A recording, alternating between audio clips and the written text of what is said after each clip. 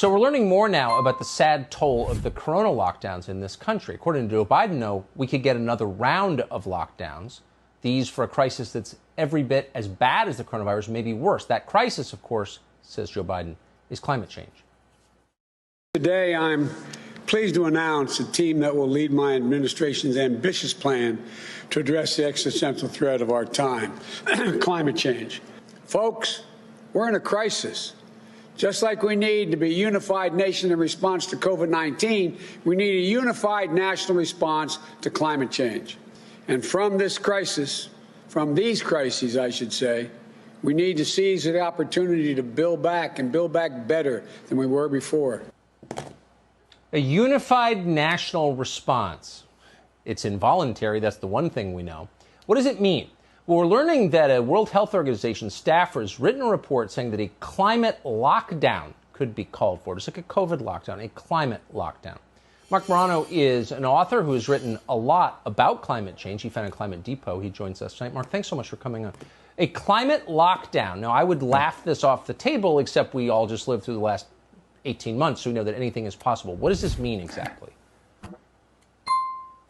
Well, in my book, Green Fraud, I detail 2 chapters on this, Tucker. This is the climate activists were, first of all, jealous when the COVID lockdowns happened. They were beside themselves saying, how is this happening? Everyone from Greta Thunberg to John Kerry, UN officials.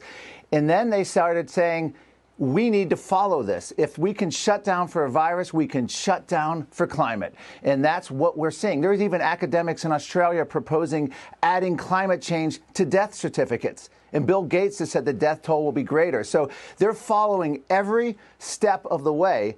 And it's not just, a professor here or someone in academia. We have a major UK report coming out. We have an international agency report that came out calling for essentially the same type of lockdowns, everything from restrictions on your thermostat to restrictions of moving.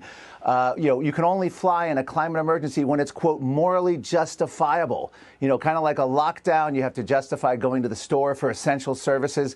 They're going after freedom of movement. They're going after private car ownership. They're going after everything it means to be a free person and turning it over to the administrative state.